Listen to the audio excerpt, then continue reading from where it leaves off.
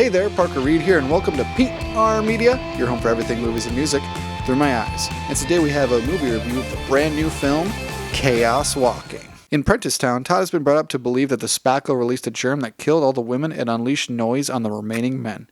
After discovering a patch of silence out in the swamp, his surrogate parents immediately tell him that he has to run, leaving him with only a map of a new world, a message, and many unanswered questions.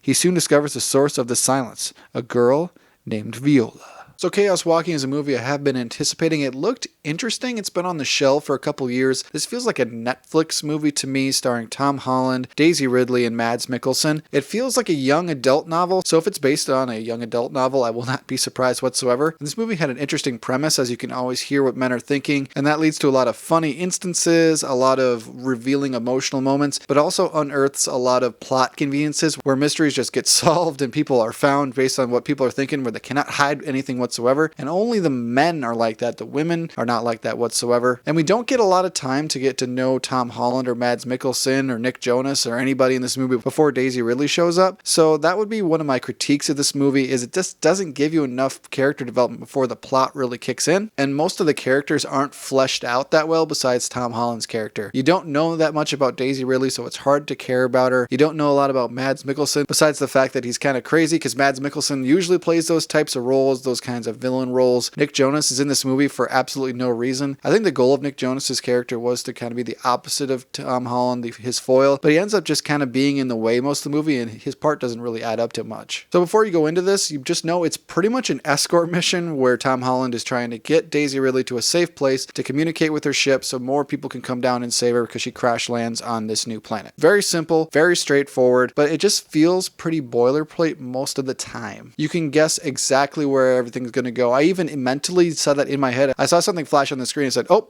this is going to happen in approximately 5 or 10 minutes, and it did. I won't give away any spoilers because this movie's pretty new and you probably haven't seen it yet, but overall this movie just felt kind of bland, and there was a lot of instances where they could have built on things to make it even better. There's a native species in this movie that is only seen for about 2 or 3 minutes and never seen again. I thought they would show up more, or show up at the end at least, but nope, that's not in this movie. I thought they could have gone a little bit deeper into what the noise is per se and how it happened, because they explain almost everything else, but they don't explain that per se. And some of the characters are even less than skin deep. There's a preacher character in this movie that I hated a lot. He was just a dick for the sake of being a dick, and he was just crazy. That didn't really give me a lot of compelling aspects to his character. He's crazy from the start, and he ends crazy. That being said, there are a lot of positive aspects to this movie as well. It doesn't pull its punches all the time. There's one scene involving a river and a dog that was like, oh my gosh, they actually went for that? They actually did it? I thought that moment was incredibly striking, so I was glad to see it. They didn't pull all of their punches, and most of the lead characters do their jobs well. Daisy Ridley does an okay job, albeit some of the writing is a little bit weak on her character. Tom Holland is the star of the show here. He's always delivering a strong performance. Mads Mikkelsen basically plays Mads Mikkelsen the entire movie, and it's just okay. This movie did not blow me away, but it wasn't so horrendous that I couldn't watch it. I saw on Rotten Tomatoes it had like a 25% approval rating. I don't get that. It's better than that damn Tom and Jerry movie, and that has over 30% on Rotten Tomatoes. I'll never understand reviewers, but I thought this movie was just okay. It felt like the Maze Runner, or a movie like that, so I would give it a solid 6 out of 10. It's nothing special. You don't need to rush out and see this or anything in theaters. Wait till it comes on Netflix or another streaming service. But I didn't hate my time watching this, and there are some moments that will definitely stick with me. Thank you so much for watching this video. If you liked what you saw here, you can check us out on Facebook or Instagram, and like, comment, and subscribe if you so choose. My name is Parker Reed. You've been watching PR Media. Keep supporting physical media, and I'll see you next time. Thanks, guys.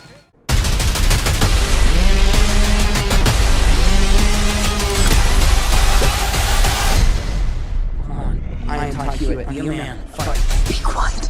I'm trying. Come on. Fight.